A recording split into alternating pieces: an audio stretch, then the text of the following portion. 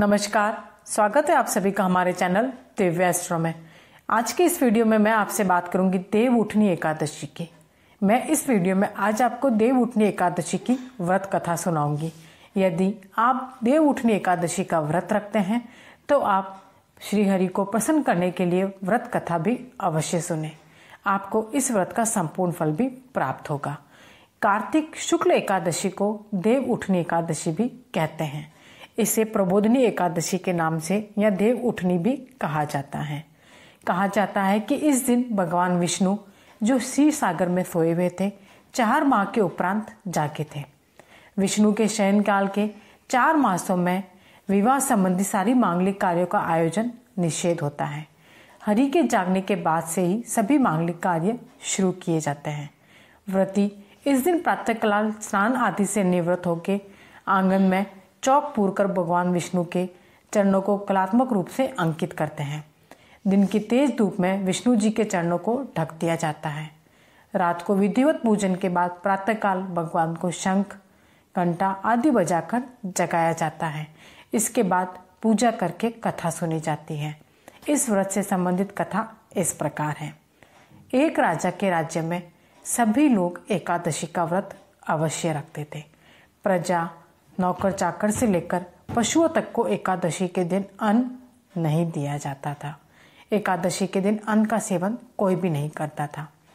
एक दिन किसी दूसरे राज्य का एक व्यक्ति राजा के पास आकर बोला, महाराज कृपा करके मुझे आप नौकरी पर रख लो, मुझे नौकरी की अत्यंत आवश्यकता है। तब राजा ने उसके सामने एक शर्त रखी, ठीक है तुम्हें नौकरी पर रख लेंगे, किंतु रोज तो तुम्हें खाने को सब कुछ मिलेगा, लेकिन एकादशी को अन्न नहीं मिलेगा। इस बात का तुम्हें ध्यान रखना है। उस व्यक्ति ने उस समय तो हाँ कर ली, पर एकादशी के दिन जब उसे फलाहार का सामान दिया गया तो वह राजा के सामने जाकर गिड़गिड़ाने लगा, महाराज इससे मेरा पेट नहीं भरेगा, मैं भूखा मर जाऊंगा, मुझे किस प्रकार से भी दो पर मुझे अन्न दे दो। राजा ने उसे शर्त की बात याद दिलाई, पर वह अन्न छोड़ने को राजी नहीं हुआ। तब राजा ने उसे आटा, दाल, चावल आदि दिए। वह नित्य की तरह नदी पर पहुंचा और नहाकर भोजन पकाने लगा। जब भोजन बन गया तो वह भगवान को बुलाने लगा, आओ भगवान भोजन तैयार है। बुलाने पर पीताम्बर धारण किए भगवान चतुर्भुज रूप में आ पहुंचे तथा प्रेम से उसके साथ भोजन करने लगे। भोजन आदि करके भगवान अंतर्ध्यान हो गए और वह अपने काम पर चला गया। 15 दिन बाद अगली एकादशी को वह राजा से कहने लगा कि महाराज मुझे दुगुना सामान दीजिए, उस दिन तो मैं भूखा ही रह गया। राजा ने कारण पूछा तो उसने बताया कि हमारे साथ भगवान भी खाते हैं, इसलिए हम दोनों के लिए सामान पूरा नहीं होता।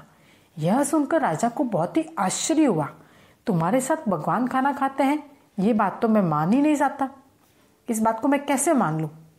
मैं इतने व्रत रखता हूँ, पूजा पाठ करता हूँ, भगवान ने आज दिन तक मुझे कभी दर्शन नहीं दिए और तुम एकादशी के दिन भी अन्न नहीं छोड़ते और तुम्हें भगवान ने दर्शन दिए, तुम्हारे साथ भगवान ने पास में बैठ के भोजन किया, ऐसा कैसे हो सकता है?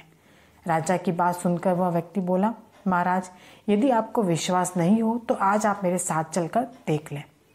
राजा एक पेड़ के पीछे छिपकर बैठ गया।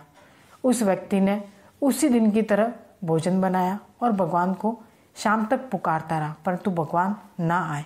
अंत में उसने कहा, हे भगवान यदि आप नहीं आए तो मैं नदी में कूदकर अपने प्राण त्याग दूंगा। लेकिन भगवान फिर भी नहीं आए। तब वह प्राण त्यागने के उद्देश्य से नदी की तरफ बढ़ा। प्राण त्यागने का उसका दृढ़ इरादा जान शीघ्र ही भगवान ने उसे दर्शन दे दिया और उसे रोक लिया और उसके साथ बैठकर भोजन करने लगे। खा पीकर वे उसे अपने विमान में बिठाकर अपने धाम ले गए। यह देख राजा ने सोचा कि व्रत उपवास से तब तक कोई फायदा नहीं होता जब तक आपका मन शुद्ध नहीं हो, आपके अंदर दृढ़ निश्चय ना हो। इससे राजा को ज्ञान मिला। वह भी शुद्ध मन से व्रत उपवास करने लगा और अंत में स्वर्ग को प्राप्त हुआ। तो एकादशी के दिन आप जो भी व्रत करते हैं आप शुद्ध मन से कीजिए, शुद्ध विचारों से कीजिए, आपका व्रत जरूर फलित होगा।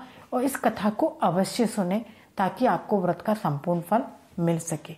यदि आज की मेरी यह कथा आपको पसंद आई हो तो इस वीडियो को लाइक जरूर करें।